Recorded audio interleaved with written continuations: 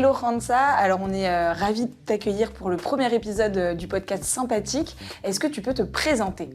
Salut Yasmine, je te remercie premièrement pour cette invitation. Alors je m'appelle Hansa et je suis sur les réseaux sociaux sous le nom de Fluent Pharma. Je suis pharmacienne et j'explique globalement la pharmacologie et mon quotidien sur les réseaux. Trop bien. Justement, on avait discuté un peu ensemble pour que tu nous parles un peu de ton quotidien et on t'avait demandé de choisir une petite photo. Quelle est la photo que tu nous as choisie ? Alors cette photo-là, c'est une photo qui me tient à cœur parce que c'était suite à la période du Covid qui était une période très compliquée et surtout une période charnière pour pas mal de professionnels de santé. Pour beaucoup, ça a été un élément déclencheur, c'est-à-dire que ça leur a fait aimer leur métier. Pour d'autres, c'était un constat, c'est-à-dire être confronté à la réalité. Et du coup, beaucoup ont décidé de quitter leur métier, donc soit en pharmacie, soit autre chose. Je me suis posé beaucoup de questions, pour être tout à fait honnête, et puis j'ai décidé de rester en officine.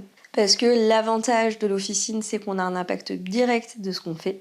Et à ce moment-là, on voyait l'impact social et puis l'impact vraiment sur la population, d'être là pour eux, pour leur expliquer, pour les rassurer, pour les tester, pour les vacciner, etc. Et l'inconvénient, c'est que c'était un impact direct, c'est-à-dire qu'on était pris de plein fouet de tout ce qui se passait. C'était très rapide, on avait vraiment un flot d'informations continu et on devait à chaque fois nous adapter. Et suite à quoi, du coup, j'ai été sélectionnée pour une exposition qui a été donc exposée sur le parvis du Panthéon. C'était les 109 Marianne. Et donc, mon métier de pharmacienne a été représenté. Et du coup, je faisais partie des femmes qui devaient représenter la République. Donc là, c'était un honneur pour moi et d'être sur le parvis du Panthéon, mais également de représenter mon métier. Trop bien, trop bien. C'est vrai qu'on a beaucoup entendu parler des soignants pendant la période du Covid. Est-ce que justement pour toi, dans le métier de pharmacien officinal, il y a eu un avant et un après Covid ? Absolument. Absolument, parce que avant le Covid, les personnes qui venaient à la pharmacie et qui s'intéressaient à la pharmacie, c'était des personnes qui avaient des pathologies ou des personnes qui avaient des enfants en bas âge, globalement, donc qui devaient venir de manière assez régulière pour leurs enfants qui étaient malades, pour les vaccinations, etc. Mais il y avait toute une tranche de population qu'on ne voyait pas, qu'on voyait de manière brièvement, pour globalement de la bobologie ou ce genre de choses. Et là, pendant le Covid, on a été confronté à la population entière. Tout le monde était confronté au Covid et donc ça nous a permis de créer des communications, de créer des liens et de pouvoir discuter globalement avec toute la population, quel que soit son âge. Ok, trop bien. C'est vrai qu'on a vu que vous avez eu aussi beaucoup de nouvelles missions avec la vaccination, un peu plus après les tests. Est-ce que toi, qu'est-ce que tu penses de ces nouvelles missions et est-ce que tu verrais aussi d'autres missions à l'avenir pour le pharmacien officinal ? Alors, ces missions, il y a forcément du bon et du moins bon, il n'y a jamais rien qui est parfait. C'est des missions qui sont très intéressantes, notamment les entretiens pharmaceutiques, parce que ça permet de renforcer le rôle du pharmacien dans la prise en charge médicamenteuse, etc. Et ça permet de renforcer des liens avec les autres professionnels de santé. Ceci étant dit, ce sont des missions qui sont compliquées à mettre en place dans toutes les pharmacies. Donc je trouve que ça permet ça crée un peu une pharmacie à deux vitesses, c'est-à-dire les pharmacies qui arrivent à prendre le cap et donc du coup à continuer ces missions-là, et puis les pharmacies qui restent derrière parce qu'elles n'ont pas les locaux adaptés et qu'elles n'ont pas le personnel suffisant pour pouvoir mettre en place ces missions-là. Et puis à côté de ça, ces missions restent quand même très chronophages, ça prend beaucoup de temps, ça monopolise une personne, ça monopolise un endroit, etc. Donc voilà, on a quand même pas mal de choses à faire, ça fait quelque chose en plus. Voilà. Mais moi, d'un point de vue personnel, je trouve ça vraiment très intéressant d'avoir plus de temps avec mes patients. Oui. Ok, trop bien. Justement, si on revient un peu au début, qu'est-ce qui, toi, t'a poussé à faire pharmacie ? Et justement, est-ce que tu avais peut-être des clichés en tête quand tu as voulu te lancer dans ce domaine-là ? Alors, encore une fois, je préfère jouer la carte de l'honnêteté. Je ne connaissais pas du tout le métier de pharmacien. Voilà.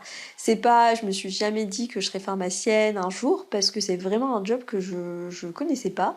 Et mon rêve, ça a toujours été de faire de la recherche. Voilà. Et sauf que je savais pas trop, puis j'ai décidé de faire des études de santé, je me suis retrouvée en pharmacie, je me suis éclatée en pharmacie. Et mon premier choix a été de passer le concours de l'internat. Et je l'ai pas eu 2 fois de suite. Et suite à quoi, je me suis posé la question, est-ce que je vais en industrie? Est-ce que je vais en officine? Finalement, j'ai quand même choisi l'officine parce que je trouvais que ça collait beaucoup plus avec ma personnalité, avec ce que j'attendais. Voilà, moi ce que je voulais pas être dans une entreprise, faire des tâches qui sont dans la santé mais qui sont un peu déconnectées du patient. Moi ce que je voulais, c'était vraiment ce contact direct qui est voilà, qui peut être très positif, qui a parfois certains points négatifs, certes, mais voilà, et c'est comme ça du coup que j'ai découvert le métier d'officine. C'est vraiment après avoir fait un parcours, on va dire, tumultueux. Ok, trop bien. Et justement, peut-être après ces études de pharmacie, est-ce que tu as trouvé qu'il y avait des choses dont on t'avait peu parlé, des choses qui t'ont surprise au début de ta pratique? Je pense qu'on ne nous prépare pas assez à tout le côté administratif. C'est barbant, c'est chronophage, c'est épuisant. Et c'est pas pour ça qu'on a fait des études de santé, parce que du coup, parfois, en fait, ça nous prend tellement de temps que du coup, en fait, on a l'impression que la priorité, ce n'est plus la santé, mais c'est vraiment tout ce qui va à côté. Et d'ailleurs, je pense que c'est aussi un des facteurs de motivation pour lesquels je me suis lancée sur les réseaux sociaux, parce que la raison pour laquelle j'ai fait officine, c'était pour parler de santé, c'était pour parler de pharmaco, c'était pour parler de médicaments. C'était clairement pas pour remplir le document volé, 3, 4 volets pour un médicament d'exception. Donc ça m'a permis un peu plus de me rapprocher de mon métier initial et de l'apprécier encore plus et de le faire apprécier à d'autres personnes qui commencent également, parce qu'il y a une sorte de ras-le-bol, on va dire, général dans la profession, avec toutes les situations compliquées qu'on a connues depuis le Covid. Je pense que ça permet aussi à tout le monde de réapprécier ce pourquoi on a fait ce métier initialement, quoi. Ok, trop bien. Et justement, est-ce que tu penses que le fait d'avoir commencé à créer du contenu santé sur les réseaux, ça permet quelque part de combler une faille du système de santé, notamment sur l'information en santé en général? Absolument, parce que ça permet vraiment de créer le lien.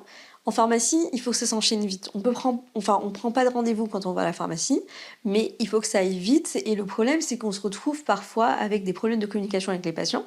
Typiquement, un patient, il se fait son scénario dans sa tête. Je vais à la pharmacie, je vais aller déposer telle ordonnance, je vais récupérer mes médicaments, je rentre chez moi, je vais faire ci, je vais faire ça.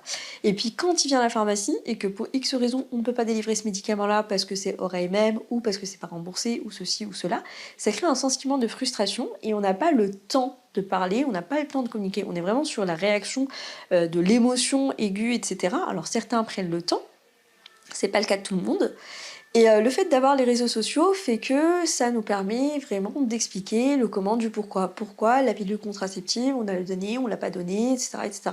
Donc ça permet vraiment d'avoir plus de temps, parce que la personne, quand elle est chez elle, elle est moins dans cette émotion-là. Elle peut s'arrêter, elle peut regarder les vidéos tranquillement et se dire: ah oui, d'accord, en fait, la dernière fois, ça s'est passé comme ça, mais c'était pas juste la pharmacienne qui a pas voulu, c'est globalement la loi partout en France. Donc il y a cet aspect-là. Il y a également le côté où ça nous permet d'expliquer des choses qui nous paraissent évidentes, mais qui ne le sont pas pour les autres donc les patients, parce que typiquement, pourquoi on prend autant de temps à la pharmacie? Voilà, les personnes elles se disent, bon bah ça fait 20 ans que je prends mon antihypertenseur, pourquoi quand je vais à la pharmacie, elles prennent autant de temps? Bah parce qu'il va falloir lire la carte vitale, lire les informations, avoir la remontée des données de la sécurité sociale, vérifier l'historique, vérifier qui a prescrit, vérifier la date, vérifier ceci, vérifier cela. Et ce sont toutes des informations dont les patients n'ont pas conscience, et du coup ça nous permet également de communiquer sur tout cet aspect-là que eux ils ne voient pas. Voilà. Donc on est tellement dans le tout de suite maintenant que je pense que ça crée un peu un décalage avec les patients et ça nous permet du coup d'expliquer pourquoi nous sommes tenus de respecter la législation, pourquoi nous prenons autant de temps pour ce genre de choses, etc. Ok, trop bien. Et justement, j'y pense, mais l'information, tu avais fait une vidéo sur les comprimés sécables. C'était un peu dans ce genre de situation-là que... Absolument, tout à fait. Là, c'est la première vidéo qui m'a fait connaître en gros sur TikTok où j'expliquais que pour le Doliprane, qui est une marque de paracétamol parmi tant d'autres, donc le Doliprane comprimé 1 gramme n'est pas sécable. Donc le laboratoire Sanofi ne s'engage pas à ce que le comprimé, quand on le coupe en deux en se basant sur la barre qui est en milieu, on n'est pas sûr d'avoir 500 mg de chaque côté. Par contre, quand il s'agit de comprimés effervescents sécables, c'est bien noté que c'est sécable et donc en coupant en deux, on est sûr d'avoir 500 mg de chaque côté. Et la raison pour laquelle j'ai expliqué ça, c'est que ça devait être 2022, on avait une pénurie de paracétamol. Et donc il y a une maman à qui je ne pouvais rien proposer pour son enfant. Et qui m'a demandé du coup une boîte de Doliprane. C'est ce que j'avais du 1 gramme. Et en fait, elle avait décidé de couper ça en tout petits morceaux. Et elle avait décidé d'écraser ça et donner ça à son enfant. Et j'ai expliqué qu'en fait, en faisant ça, elle ne savait pas quelle est la quantité de paracétamol qu'elle donnait à son enfant et que ça pouvait éventuellement être grave. Et donc surtout, moi, je ne continuais pas et je refusais de lui vendre la boîte. Suite à quoi, voilà, elle m'a agressée, elle m'a balancé la boîte sur le visage. Enfin, vraiment, c'est allé très très loin. Donc comme ce que je disais, c'était vraiment, on est sur le côté très émotion et sur le coup, la personne ne comprenait pas pourquoi je ne pouvais pas lui vendre ce médicament-là, alors que c'était dans l'intérêt de son enfant. Mais aussi, je me suis rendu compte que pour moi, c'était une information qui était acquise, mais ça ne l'est pas pour tout le monde. Et du coup, d'où le côté vraiment vulgarisation scientifique et pour les professionnels de santé, parce qu'on n'a pas toutes les informations, donc on a tous des formations différentes qui se valent plus ou moins, et aussi également par rapport aux patients, donc pour leur expliquer du coup le quotidien, la pharmacologie de manière très simple, etc. Ok. Et justement, peut-être, est-ce que ce manque d'information, ça t'a amené à avoir souvent des situations un peu d'agressivité à devoir gérer? Et comment est-ce que tu fais, toi, quand tu es face à un patient qui peut-être ne comprend pas ce qu'on lui dit en face? Alors, c'est de plus en plus fréquent et c'est assez délicat à gérer. Le but, c'est pas de rentrer en conflit. Le but, c'est vraiment d'expliquer notre point de vue au patient. Donc, voilà, on reprend très calmement et surtout en respectant du coup, enfin, il faut qu'il y ait du respect, il faut qu'on se sente en sécurité parce que parfois ça peut monter très très vite. Mais le but, c'est voilà, de rester calme et d'expliquer très simplement la pharmacologie, les raisons légales pour lesquelles on peut ou on ne peut pas. Et en fait, il ne faut pas avoir des informations contradictoires, pardon. Et c'est les raisons pour lesquelles, du coup, il faut être très clair sur ce qu'on dit. Voilà. Ok. Et donc ça, généralement, ça arrive à apaiser la personne en face ou parfois est-ce qu'il y en a qui repartent quand même énervés? Alors, comme pour tout, voilà, on peut pas avoir 100% de réussite. Ça dépend, je pense, de pas mal de facteurs. Ça dépend de la relation que la personne a avec la pharmacie globalement, les pharmaciens en général. Donc certains peuvent être à l'écoute, mais d'autres, effectivement, voilà. On est souvent menacé de non-assistance à personne en danger, de plainte à l'ordre, etc. Mais bon, à partir du moment où on fait notre travail, où on respecte la loi, de toute façon, on n'a rien à craindre. Ok. Et est-ce que toi, ça t'est déjà arrivé d'avoir peur en étant au comptoir ou pas du tout? Alors oui, ça m'est déjà arrivé d'avoir peur. Comme j'ai dit, hein, il y a souvent des relations un peu agressives. Heureusement, il n'y a jamais rien eu de très grave derrière, mais juste l'idée de se dire qu'éventuellement, en sortant de la pharmacie, il y a quelqu'un qui peut nous attendre pour nous agresser, surtout vu l'heure à laquelle les pharmacies elles ferment. C'est pas très rassurant, mais malheureusement, c'est une problématique de tous les professionnels de santé, en libéral et également à l'hôpital. Donc voilà, on peut pas y échapper, de toute façon, on peut rien y faire. Est-ce que justement, en tant que pharmacienne, tu as pu faire face à des situations d'urgence? Alors, il y a un cas qui m'avait vraiment beaucoup marqué, il y a quelques années, il y a 3 à 4 ans. J'ai une patiente qui était adorable comme tout. Son prénom, c'était Amanda. C'était une petite mama sicilienne. Et c'est une patiente qui ne se plaignait jamais. Et Dieu sait qu'elle avait de quoi se plaindre parce que c'est moi qui lui délivrais ses médicaments et je voyais la quantité d'antidouleurs qu'elle a commencé à prendre et puis que la liste s'est allongée au fur et à mesure. Et un jour, je lui demande comment ça va, comme d'habitude, le ton enjoué. Et puis elle me dit, je vous avouerai que je vais pas très bien. Aujourd'hui, ça va pas fort. Et là, je me suis dit, oh là là, punaise, si elle dit que ça va pas, c'est que vraiment, il doit y avoir un problème.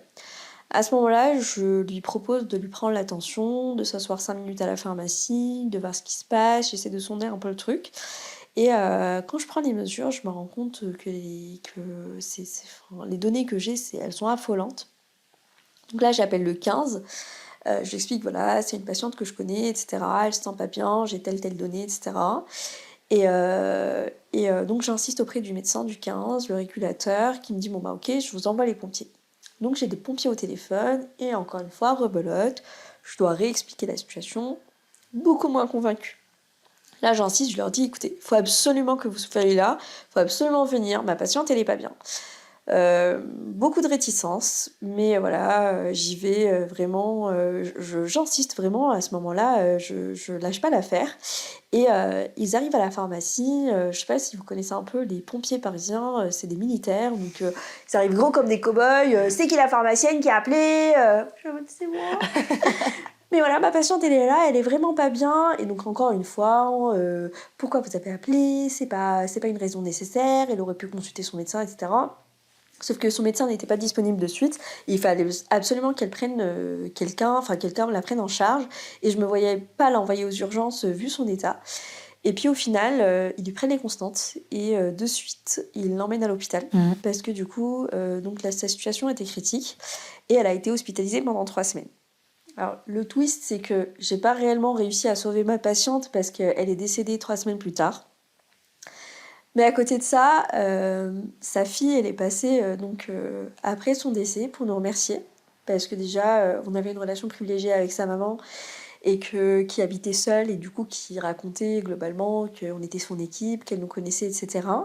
Et surtout, le fait qu'elle ait été hospitalisée fait que ça a donné un signal d'alerte dans la famille, qui sont tous venus lui dire au revoir, qu'ils ont eu ce moment privilégié-là de pouvoir, en anglais on dit to have closure, donc de pouvoir dire au revoir à la personne. Et je pense que je me serais jamais pardonnée, de manière très honnête, je ne me serais jamais pardonnée si j'avais laissé passer. Si je m'étais rendu compte qu'elle était décédée seule chez elle dans son appartement, je pense que ça m'aurait hantée. Et du coup, en fait, pour moi, c'est un événement marquant. Donc, c'est aussi ça l'avantage de travailler en officine, c'est qu'on ne voit pas les patients juste à l'instant T. C'est vraiment un suivi continu. Quand on travaille dans une pharmacie de quartier, c'est le genre de pharmacie que moi je privilégie. On arrive à les connaître. Et parfois, la tournure, la manière dont ils parlent, etc., ça nous permet vraiment de mieux cibler et de savoir si vraiment c'est un cas d'urgence ou pas. Et également d'insister auprès d'autres professionnels de santé pour pouvoir prendre en charge nos patients. Alors nous sommes parfaitement conscients du coup du fait que l'hôpital est en sous-effectif, qu'il y a des personnes qui appellent le 15 pour rien. Mais du fait qu'on connaisse nos patients, je pense qu'on a un peu plus de recul et donc ça nous permet vraiment d'insister pour certains cas de figure comme celui-ci. Mais justement, on parle de plus en plus de médecine, d'approche de la santé personnalisée. Et là, c'est vraiment le fait que tu la connaisses et que tu aies l'habitude de ses habitudes qui a permis une vraie prise en charge. Et pour moi, c'est vraiment un des piliers du coup de notre travail de pharmacien, c'est cette connaissance, enfin, c'est pas juste la connaissance du médicament, c'est également la connaissance du patient en tant que tel, en tant qu'individu, qui fait qu'on peut le suivre et qu'on peut lui conseiller de manière encore plus appropriée que n'importe qui d'autre. C'est vrai qu'il y a des personnes qui ont un peu peur de l'IA, d'être remplacées par des robots, de faire de la livraison de médicaments, mais à partir de ce moment-là, on va perdre tout ce côté-là, tout le côté humain, toute la prise en charge des personnes qui sont vulnérables, toute la prise en charge des personnes qui sont isolées, etc. Et justement, est-ce que tu as déjà fait de la livraison de médicaments ? En tant qu'étudiante, je faisais de la livraison de médicaments pour les personnes qui n'arrivaient pas à se déplacer. C'est plus compliqué quand on est pharmacien parce qu'il faut qu'il y ait un pharmacien à la pharmacie. Mais du coup, l'avantage quand c'est nous qui livrons, on le fait sur notre temps personnel de toute façon et on le fait gratuitement pour nos patients. C'est un service qu'on rend, mais ça permet également pour certaines personnes qui ne peuvent pas quitter chez elles leur logement. Ça nous permet d'expliquer les traitements, de prendre le temps, de s'assurer que le traitement c'est le bon, etc. et de faire remonter les informations auprès de la pharmacie. Ok, trop bien. Puis c'est vrai que ça permet aussi de venir chez le patient et il y a peut-être une approche intime un peu plus agréable pour le patient. Tout à fait, absolument. Quand je dis que quand j'étais étudiante, je parle de quand j'étais étudiante en 6e année pharmacie. Ok. Et justement, en parlant de situation au comptoir, c'est vrai que c'est un endroit où on est quand même dans l'intimité avec le patient. Comment est-ce que toi, tu fais pour gérer les situations où tu sens vraiment de la détresse de la part de la personne en face, que ce soit pour elle-même ou un proche à elle ? Alors, il faut toujours déjà être dans l'empathie, mais également déjà garantir la confidentialité. Il y a des personnes, en fait, quand elles viennent, elles sont dans une situation de vulnérabilité, elles ont besoin d'écoute et elles déversent une partie de leur vie et c'est vraiment leur intimité. Donc, les personnes dans la pharmacie n'ont pas à savoir ce qui se passe. Donc, à ce moment-là, toujours proposer une zone de confidentialité, de se mettre à l'écart, etc. En plus de ça, il faut être à l'écoute du patient, mais également des aidants. Et ça, c'est une souffrance qu'on occulte complètement, j'ai l'impression, parce qu'on se rend pas compte. Mais il y a des personnes qui sont obligées il y a beaucoup de personnes qui sont obligées de quitter leur travail pour se consacrer à une personne malade, un enfant handicapé, un parent, un frère, une sœur. Et cette souffrance-là, elle n'est pas reconnue. Donc, il faut être aussi à l'écoute de ces personnes-là, il faut être dans l'empathie, mais il faut toujours garder ce côté professionnel de santé. Voilà, on n'est pas vraiment. Il faut pas que ça prenne le dessus sur l'affect, même s'ils attendent de nous, du coup, de beaucoup. Voilà, il y a des choses qu'on peut se permettre de faire, etc. Mais il faut aussi créer des limites pour ne pas entraver cette relation de soignant et patient. Ok, très clair. Justement, est-ce que toi, peut-être, tu vois une différence entre les patients que tu vois au comptoir en pharmacie et ceux avec qui tu parles sur les réseaux sociaux, vu que tu es un peu entre les deux finalement? Alors, le truc avec la pharmacie, c'est qu'il y a un biais en fonction de la pharmacie dans laquelle tu travailles et en fonction des horaires à lesquels tu travailles. Tu vas pas forcément avoir tout le panel de la population. Et du coup, l'avantage des réseaux, c'est que ça te rend plus accessible. Et voilà, donc ça me permet effectivement de voir des personnes, d'avoir des questions. Parfois, il y a des questions que je me serais jamais posées et du coup, je me dis, bah c'est cool, il y a les réseaux. Parce que moi, j'ai jamais eu ce cas de figure, j'ai jamais eu cette patientèle-là, etc. Donc ça me permet vraiment de voir les choses autrement, ouais. Est-ce que tu as une idée un peu de quel genre de sujets qui reviennent souvent quand on parle sur les réseaux? Les sujets qui reviennent souvent, ça va être des sujets qui sont perçus un peu comme tabous dans la société, mais qui pour nous ne le sont pas du tout. Ça va être la contraception, les relations intimes et également beaucoup tout le côté psy. Tout le côté psychiatrie, parce que visiblement, il y a pas mal de psychophobie, il y a pas mal de rejet des traitements psychiatriques, il y a une sorte d'omerta là-dessus. Donc il y a beaucoup de personnes. Alors, moi, je n'ai pas le droit de donner des conseils personnalisés du coup sur les réseaux sociaux, mais à chaque fois que je vois une question, je prends note et puis je refais des vidéos là-dessus en expliquant que, par exemple, j'avais fait une vidéo pour parler de la lamotrigine qui était commercialisée en tant qu'antiépileptique, mais qui avait une seconde indication qui était peu connue des professionnels de santé, etc. Et donc, du coup, bah, il faut pas forcément partir du principe que la personne est épileptique. Voilà. Ok. Et donc, du coup, en fait, le fait de mettre en lumière ces indications-là, ces éléments-là, permet du coup de sensibiliser mes confrères et mes consoeurs par rapport à certains points qui leur seraient passés au-dessus, dont ils n'avaient pas forcément conscience. Alors, justement, le fait de parler de ces sujets-là et de la santé sur les réseaux, c'est quelque chose qui est nouveau. Comment est-ce que toi, tu gères justement cette responsabilité en tant que professionnel de santé sur les réseaux sociaux? C'est un peu délicat.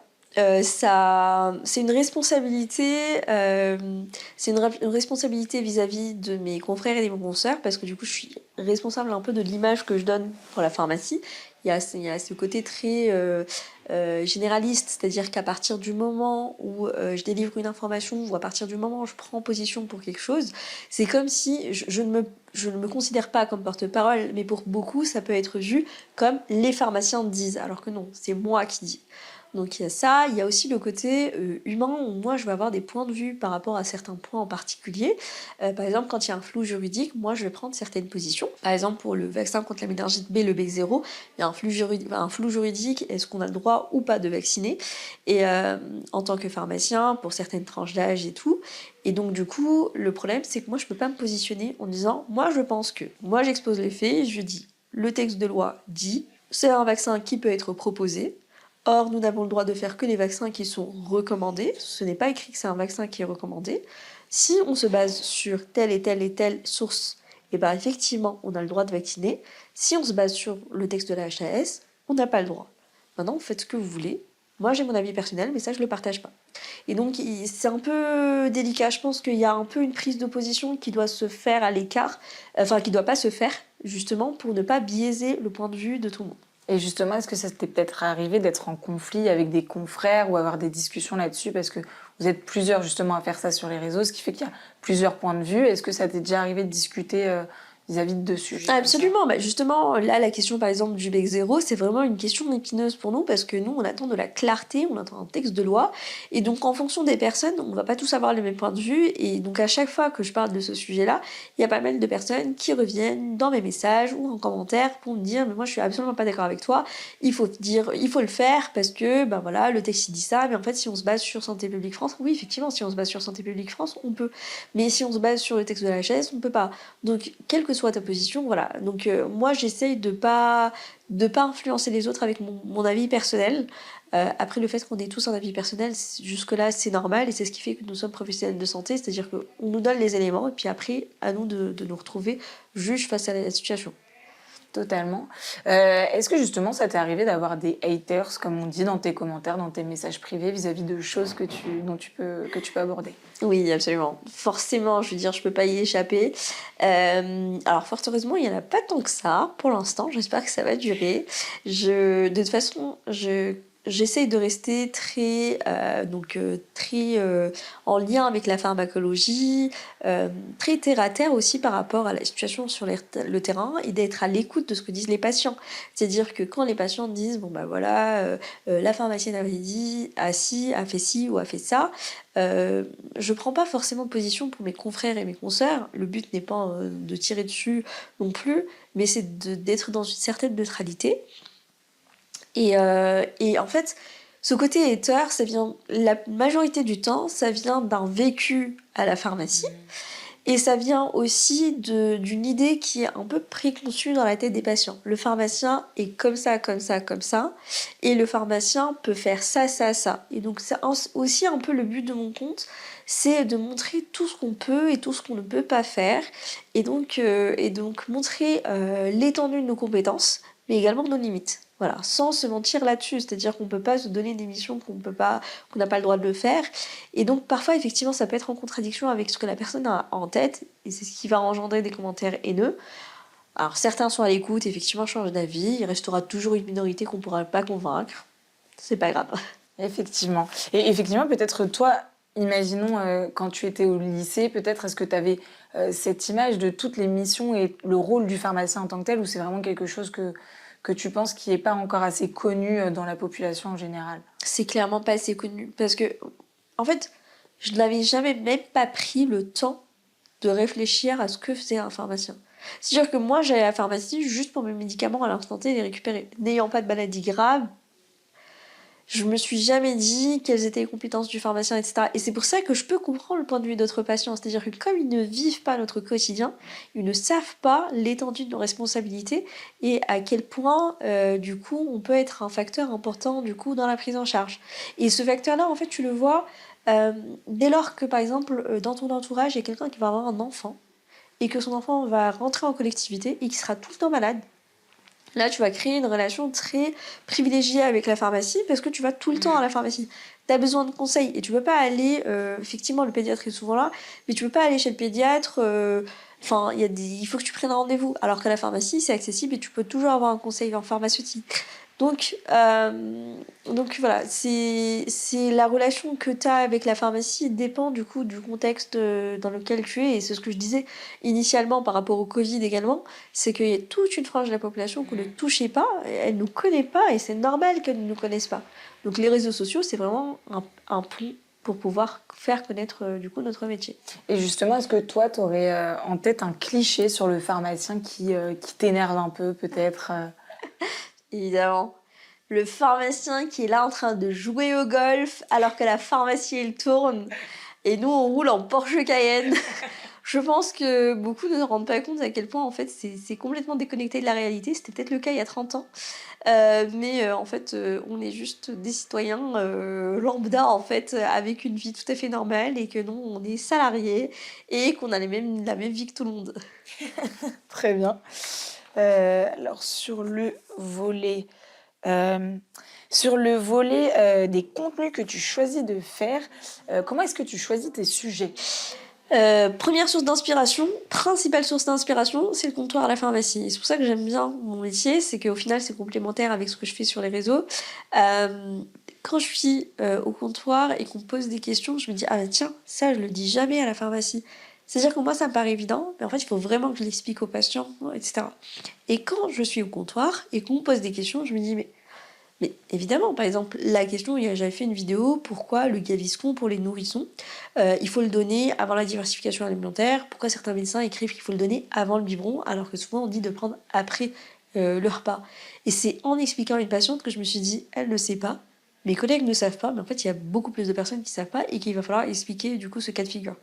Donc c'est un peu un cercle vertueux, voilà. Donc je m'inspire de la pharmacie pour pouvoir faire mon contenu et mon contenu me permet d'être un peu plus rigoureuse par rapport à mon métier à la pharmacie. Ok, très clair. Quelque part, ça peut permettre aussi d'avoir une pratique complète et de sentir qu'on fait vraiment son métier. Absolument, ça permet du coup d'avoir une pratique complète, ça permet aussi d'être un petit peu plus exigeant, un peu plus rigoureux, ça m'oblige à me remettre à jour constamment parce que du coup c'est un travail, c'est un exercice à faire vraiment de manière très assidue et très régulière. Ok.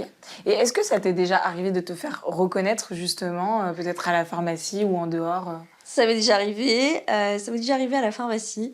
Voilà, pour l'instant, c'est une petite notoriété locale, ça me fait rire. Pour l'instant, il n'y a pas vraiment d'impact par rapport à ça.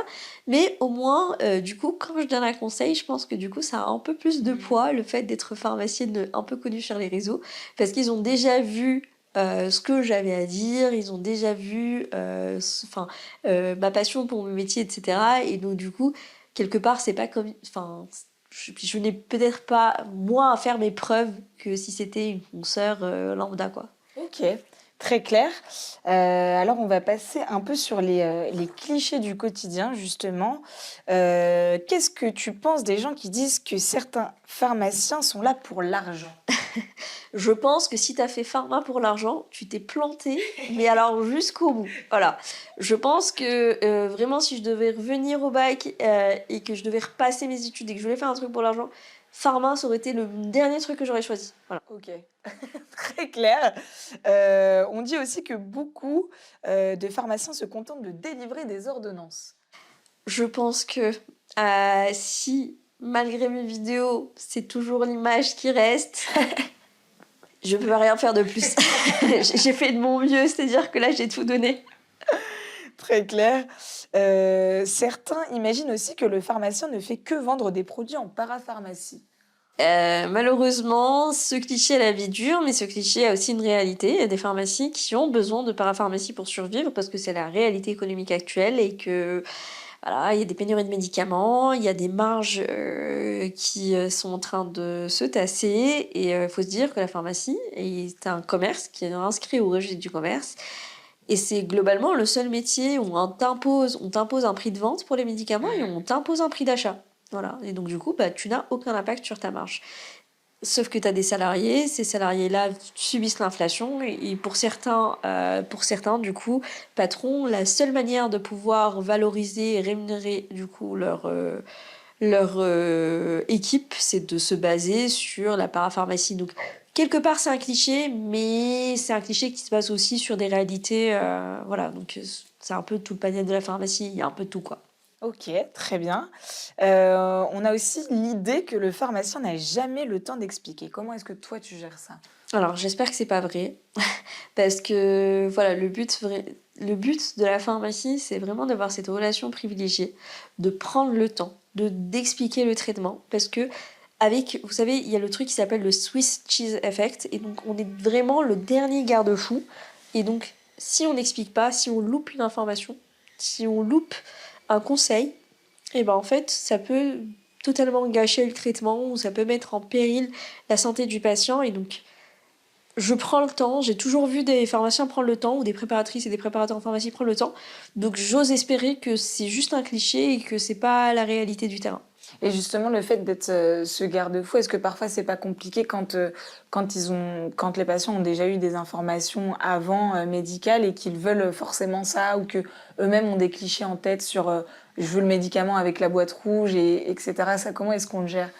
Ça, c'est là encore une fois, il faut savoir faire preuve de pédagogie. Voilà, on n'est pas là pour traiter les patients d'imbéciles. C'est juste que on a des connaissances qui peuvent effectivement rentrer en contradiction du coup avec leurs propres connaissances, informations, etc.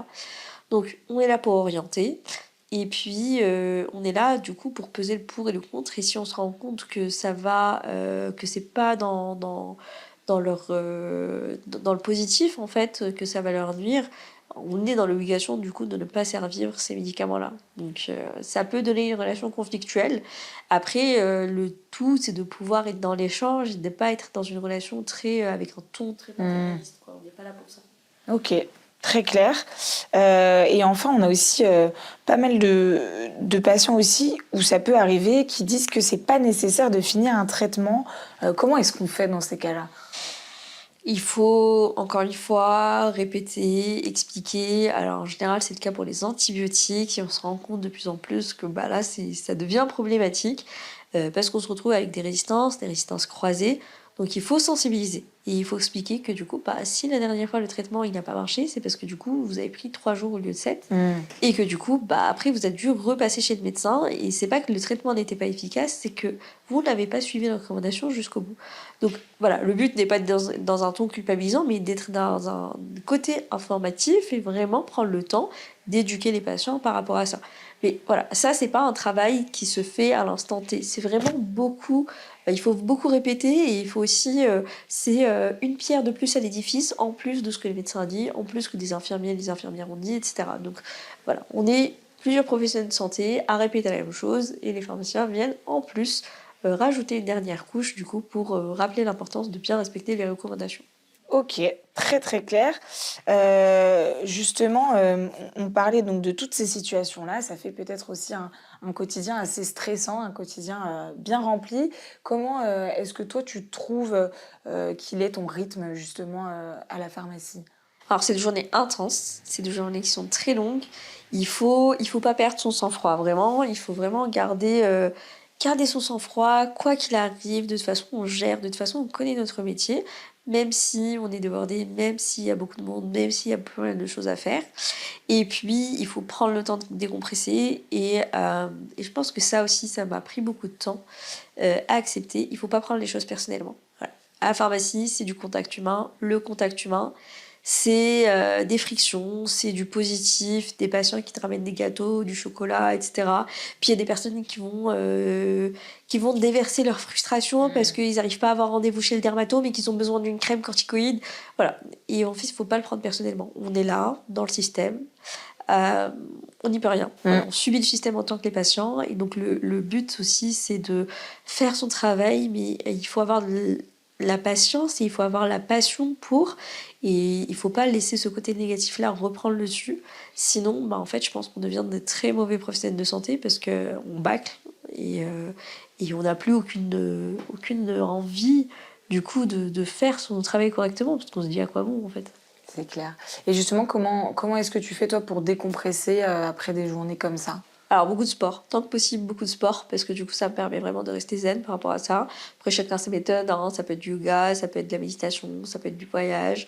Mais moi, mon truc, c'est la course à pied. Ok, trop bien, trop bien. Alors là, on va faire un tu préfères sur un peu des situations de ta pratique quotidienne. Alors, tu préfères un patient qui t'apporte une ordonnance illisible ou un qui t'explique son traitement de tête? On commence fort, hein. Je pense l'ordonnance illisible. Ok, Parce que l'ordonnance illisible, je pense que je peux m'y retrouver et en cas de doute, appeler le médecin. Euh, un patient qui m'explique son traitement, j'ai toujours peur de passer à côté de quelque chose. Donc non. ok, très clair. Tu préfères que le logiciel plante en pleine délivrance ou que le lecteur de carte vitale fasse grève? Je préfère le logiciel plante. Ok, pourquoi? Parce que au pire, si le logiciel plante, tant pis, je peux toujours rattraper le coup. Si le lecteur de carte vitale fait grève, c'est-à-dire que je peux pas faire de tiers payant, je peux pas vérifier les droits. Au moins, et les patients voient un ordinateur allumé, ils comprennent pas trop Ouais. pourquoi ça marche pas. Si je dis que le logiciel plante, bon bah le logiciel plante et puis de toute façon c'est tout. Clair. Ok. Tu préfères faire 100 tests antigéniques d'affilée ou gérer 10 heures d'eau de 12 lignes chacune? 10 ans d'eau, 12 lignes. C'est très clair, on sent que les tests antigéniques... Ah non, ça n'a jamais été une passion dans la vie de curer le nez. Voilà, je l'ai fait parce qu'on avait besoin de nous, mais promis, si je peux faire que des heures d'eau, moi ça me va.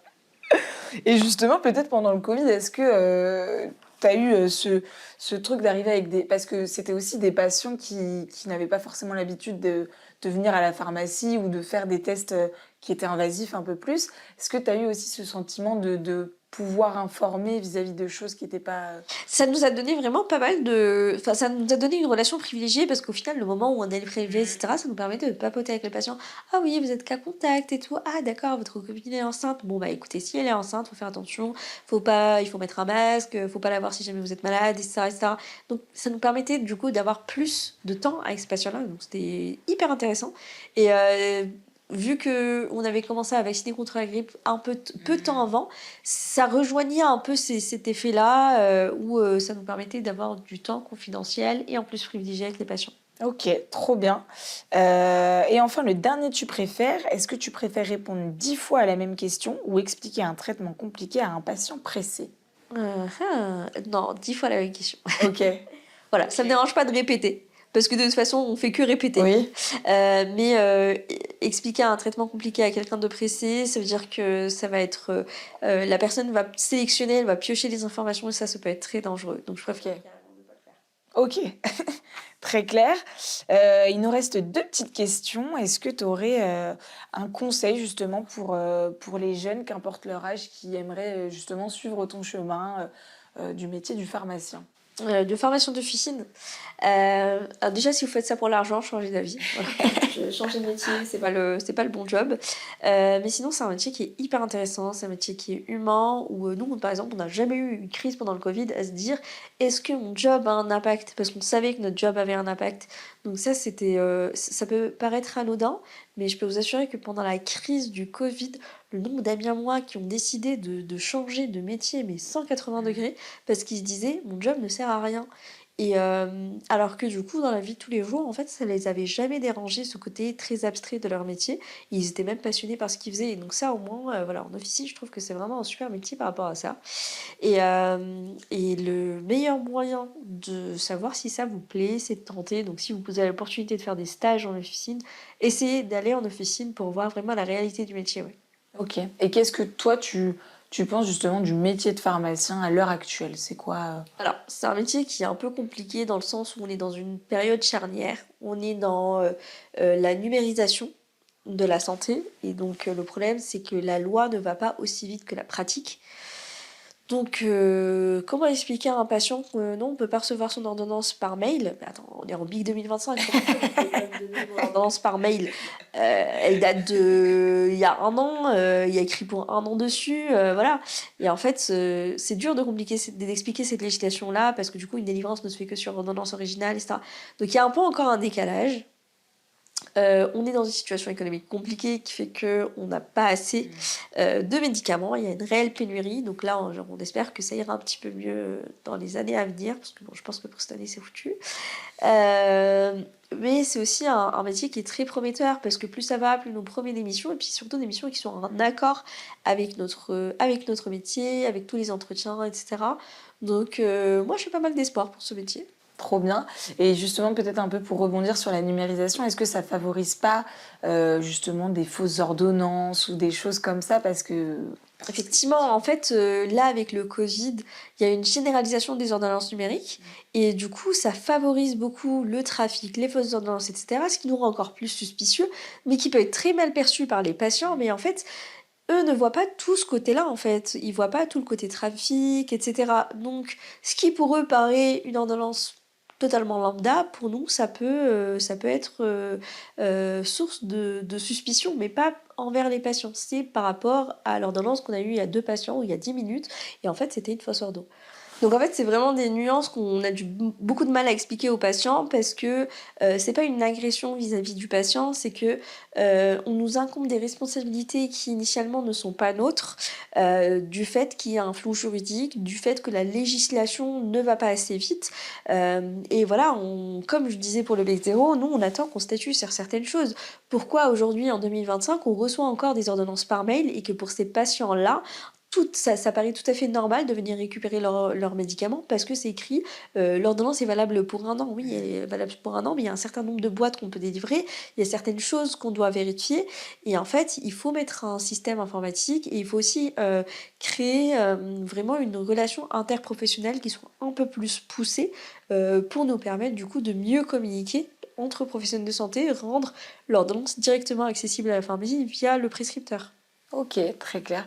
Et justement, peut-être sur juste la pratique interprofessionnelle, est-ce que toi, tu penses que les réseaux sociaux sont une fenêtre d'ouverture à cette pratique interprofessionnelle, puisque finalement, ce que toi, tu fais pour la pharmacie, il y en a qui le font pour la médecine, pour la kinésithérapie, etc. Absolument. Absolument. Là, il y a pas mal de professionnels de santé. Je suis suivie par des pharmaciens, des préparatrices, des préparateurs en pharmacie, mais pas uniquement. Je suis suivie également par des médecins, par des IDE. Et ça permet de créer des ponts, permet de créer des relations du coup avec ces personnes-là, parce que ça met en lumière certains aspects de notre métier que ces personnes-là ne connaissent pas, et inversement. Et là, par exemple, typiquement, tout le monde connaît la rivalité qu'il y a les frictions qu'il y a entre les pharmaciens et les IDE depuis que nous avons le droit de vacciner. Et le fait, du coup, d'avoir les réseaux permet d'essayer d'établir un lien. Alors, parfois ça marche pas. Et puis, tout dépend effectivement de la relation que l'IDE en personne ou le pharmacien en personne a en relation en direct avec son quotidien. Mais au moins, ça nous permet de briser un peu la glace et d'aller en avant. Ok, et finalement, peut-être parce qu'on disait que le pharmacien, c'est le dernier maillon de la chaîne, pour toi, ce serait quoi finalement une santé parfaite dans l'approche globale du patient, Une santé dans le sens la santé du patient ou la prise en dans charge? dans le parcours de soins du Ah, patient? dans le parcours du soin du patient, on aurait accès, on aurait accès au dossier médical du patient. Voilà, et on aurait du coup toutes les informations via le prescripteur directement, médecin, dentiste, sage-femme, avec les allergies, avec les résultats de la prise de sang. Donc on serait pas là dans le flou à essayer de deviner quelle est la pathologie en nous basant sur les Hmm. médicaments. Et on pourrait également renvoyer des messages de manière directe à ces prescripteurs-là en disant OK, or on a remarqué que X patient, bah, je pense qu'il prend pas son traitement, etc. Donc plus de communication dans ce sens-là, ça serait vraiment idéal. Ok, et ben on va passer Un bon serment? au serment de Galien, effectivement, mais 2.0. Donc on s'est eu en appel et je t'avais proposé de faire un serment de Galien 2.0, de ce que toi tu te promettais en tant que pharmacienne après quelques années de pratique et comment est-ce que tu vois ta pratique via ce nouveau serment. Alors, c'est mon serment de Galien à C'est moi, ton serment de Galien à toi.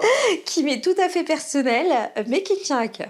Serment de Galien, version Fluent Pharma. En présence des maîtres de la faculté, je fais le serment d'honorer les patientes et les patients qui m'ont nourri avec des boîtes de chocolat, d'actualiser mes connaissances en dessin animé pour mieux conseiller les produits enfants, du dentifrice au pansement, d'exercer dans l'intérêt de la santé publique, avec le sourire, dans le joie et la bonne humeur, mais après avoir pris mon café et avant l'heure de la fermeture.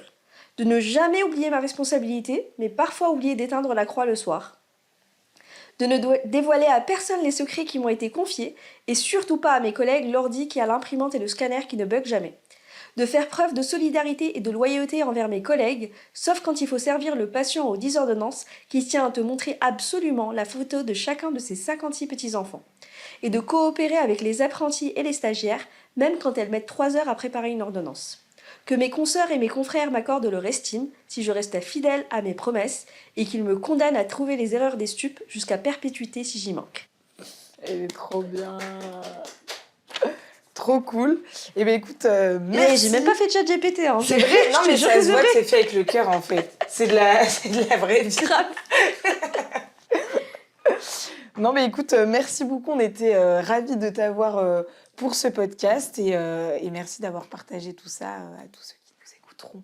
Merci à toi, merci pour votre invitation et voilà, hâte d'avoir de nouveaux projets avec vous. Merci.